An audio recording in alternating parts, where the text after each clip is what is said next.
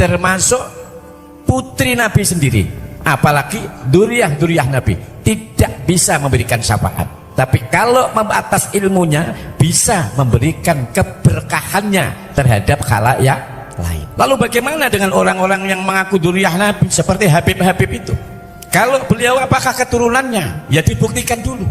Karena banyak kitab-kitab yang menjelaskan ternyata dinyatakan tidak terkonfirmasi sebagai keturunan baginda Nabi Muhammad Sallallahu Alaihi Wasallam. Tahun 48 di Madiun itu sudah ada. Siapa yang memimpin itu?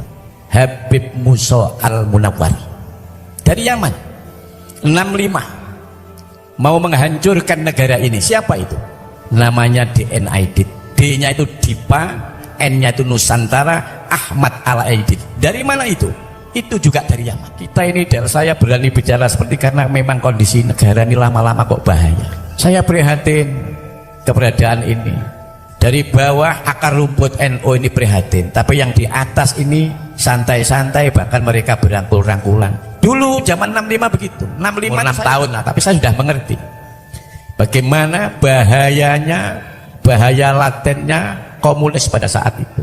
Tapi kalau melihat itu, siapa orang-orang komunis di atas? Siapa? Dari mana mereka? Satu-satunya negara yang ada di Timur Tengah yang berhaluan komunis itu hanya Yaman.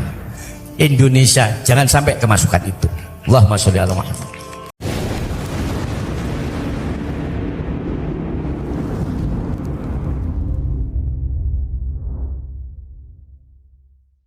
Al-Fadhil Khadiratul Muhtaramin, para alim, para ulama, para masyayikh, para ustadz-ustadzah, umara'ul kiram yang dimuliakan Allah. Kita hadir di maulid ini tiada lain untuk bagaimana kita ini mencontoh apa-apa yang telah dicontohkan oleh baginda Nabi Muhammad SAW. Karena sebagaimana dawuh yang sering kita dengarkan, laqad kana lakum fi rasulillahi uswatun hasanah liman kana yarjullaha wal yawmal akhir wa dzakarallaha katsira. Jadi sungguh di dalam diri baginda Nabi Muhammad SAW di situ ada contoh, ada suri tauladan. Suri tauladan, contoh-contoh bagi orang yang keberadaan orang itu mengharap ridhonya Allah Subhanahu wa ta'ala. Dengan ridho Allah, tidak pandang apakah kalian ini orang muslim atau kalian ini bukan orang muslim, tapi hak orang tersebut untuk mendapatkan petunjuk dan hidayah dari Allah Subhanahu wa ta'ala, dan kelak juga akan mendapatkan syafaatnya baginda Nabi Muhammad sallallahu alaihi wasallam. Syafaat, karena memang baginda Nabi ini adalah sahibus syafa'ah, orang yang memiliki syafaat, orang yang diberikan kewenangan memberikan pertolongan atau syafaat. Itu hanya baginda Nabi. Selain Nabi itu yang memiliki syafaat itu adalah anak kepada kedua orang tuanya. Kemudian yang ketiga yang punya syafaat itu adalah Al-Quran. Abu Lahab itu jelas-jelas orang yang sudah divonis neraka karena memusuhi Nabi. Tapi yang namanya Abu Lahab masih mendapatkan syafaatnya Nabi. Karena di setiap hari Senin takhfiful adab, diringankan siksanya, disebabkan karena Abu Lahab itu pernah merasa senang, pernah bergembira ria atas lahirnya keponakannya yang bernama Muhammad bin Abdullah sallallahu alaihi wasallam. Lalu saking senangnya Abu Lahab membebaskan Suwaibah sebagai budaknya karena lahirnya baginda Nabi Muhammad sallallahu alaihi wasallam. Itu yang namanya syafaat. Karena syafaat itu memang sakit nek Nabi tok sehingga ada syafaat. Kemudian selain itu adalah anak. Anak itu bisa memberikan syafaat kepada kedua orang tua. Kedua orang tua. Lalu Al-Quran. Al-Quran itu juga bisa memberikan syafaat kepada orang yang biasa membaca Al-Quran. Lainnya tiga itu tidak akan bisa memberikan syafaat.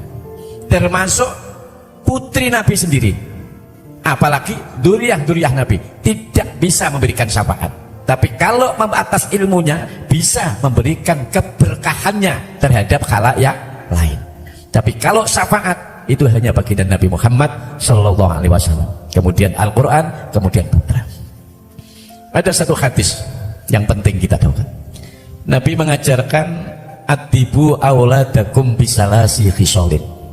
Ajarilah anak-anak kalian itu dengan 3 perkara. Yang pertama, hubbi nabiyikum, cinta kepada Nabi kamu sekalian, yaitu cinta kepada baginda Nabi Muhammad Sallallahu Alaihi Wasallam.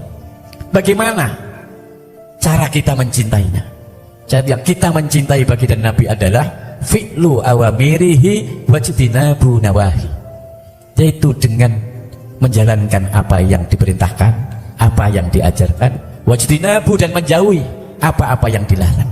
Dilarang maksiat, dilarang mencaci, dilarang memaki, itu yang kita hindari. Apa yang diperintahkan? Diperintahkan sholat, diperintahkan zakat, diperintahkan berbuat baik kepada orang tua, dan banyak lain perintah-perintah yang wajib. Maka di situ kita adalah menunjukkan cinta kita kepada baginda Nabi Muhammad SAW. Yang kedua, didilah anakmu itu hubbi ahli baiti, cinta kepada ahlu bait. Siapa itu ahlu bait? Ini sampean perhatikan. Ya Rasulullah, wa man ahlul baiti, siapa ahli bait itu? Faqala, maka Rasulullah menjawab, ahli bait itu adalah Aliyun wa Fatimatu wa ibnahuma. Yang disebut ahli bait itu adalah Ali, Sayyidina Ali, lalu Fatimah, kemudian wabnahuma, dan kedua anaknya Sayyidina Hasan dan Husain. Selain itu bukan ahlul bait. Lalu kalau itu Sayyid Ali bin Zainal Abidin, Sayyid Ja'far Shadiq, Sayyid Ahmad bin Isa, itu siapa? Itu adalah dzurriyyah Nabi, keturunan Nabi, bukan ahlul bait. Kalau ahlul bait ya cuma 5 itu, Nabi sendiri, kemudian Sayyidina Ali, kemudian Sayyidah Fatimah, wabnahuma, yaitu keduanya Sayyidina Hasan dan Husain. Itu yang terdapat di dalam hadis sahih, di dalam hadisnya Imam Bukhari dan Muslim. Lainnya itu bukan, itu dzurriyyah. Lalu bagaimana dengan orang-orang yang mengaku dzurriyyah Nabi seperti Habib-Habib itu? Nah, ini saya supaya sampai jelas. Kalau Habib-Habib itu adalah ya saudara kita seiman seagama. Beliau ini adalah beliau itu hadir datang dari daerah Yaman, bukan dari Mekah, bukan dari Madinah. Dan beliau tidak termasuk min jumlatil bait, tidak termasuk ahli bait, tidak termasuk ahli bait. Kalau beliau apakah keturunannya? Ya dibuktikan dulu. Karena banyak kitab-kitab yang menjelaskan ternyata dinyatakan tidak terkonfirmasi sebagai keturunan baginda Nabi Muhammad Sallallahu Alaihi Wasallam. Lawang Mekah bukan kok, Madinah juga bukan, Arab juga bukan. Jadi itu, kalau mereka ini tidak jauh berbeda dengan kita semua ini, maka daripada itu banyak hal-hal yang menjadi polemik akhir-akhir. Polemik itu harus diselesaikan, bukan diselesaikan dengan cara caci maki, dengan cara ya katakanlah tidak jujur. Ya diceritakan dengan baik. Banyak cara untuk menyelesaikan itu. Maka polemik yang ada, yang sampai dengarkan ini adalah merupakan hal yang bagaimanapun juga harus diselesaikan. Allahumma sholli ala Muhammad. Karena kalau Anda tahu hari ini adalah tanggal 30 September. Kalau menuju tanggal 30 September, kita akan teringat suatu gerakan yang sangat membahayakan negara ini. Tahun 48 di Madiun itu sudah ada. Siapa yang memimpin itu? Habib Musa Al-Munawwar dari Yaman. 65 mau menghancurkan negara ini. Siapa itu? Namanya DNID. D-nya itu Dipa, N-nya itu Nusantara, Ahmad Al-Aidid. Dari mana itu? Itu juga dari Yaman. Negara ini taruhannya. Maka saya pesan kepada Anda sekalian, jangan Anda menjadi orang yang penggemar atau pecinta yang salah mencintai. Belalah negeri Anda, cintailah negara Anda. Kalau ada yang mau memporak-porandakan negara Anda, maka Anda harus bangkit untuk membela negeri ini. Anda boleh senang dengan siapa, tapi siapa saja, tapi belalah negerimu kalau negerimu ini dalam keadaan berbahaya. Ini penting sekali. Karena apa? Kita ini, saya berani bicara seperti karena memang kondisi negara ini lama-lama kok bahaya. Dalam situasi seperti ini, satu-satunya ahlu sunnah wal jamaah yang betul-betul melindungi, menjaga kelangsungan negara ini hanya satu, NU. Kalau NU ini bisa diporak-porandakan, maka negara ini akan mudah diporak-porandakan. Maka NU yang diremplok. NU tidak berambisi. Sejak dulu NU memerdekakan negara ini, setelah itu yang berpolitik kok. Tapi yang penting-penting negara ini jangan dihancurkan. Itu yang paling penting. NU. Saya prihatin keberadaan ini. Dari bawah akar rumput NU ini prihatin. Tapi yang di atas ini santai-santai, bahkan mereka berangkul-rangkulan. Dulu zaman 65 begitu. 65 itu saya sudah umur 1 tahun. 68 itu sudah bisa saya menilai.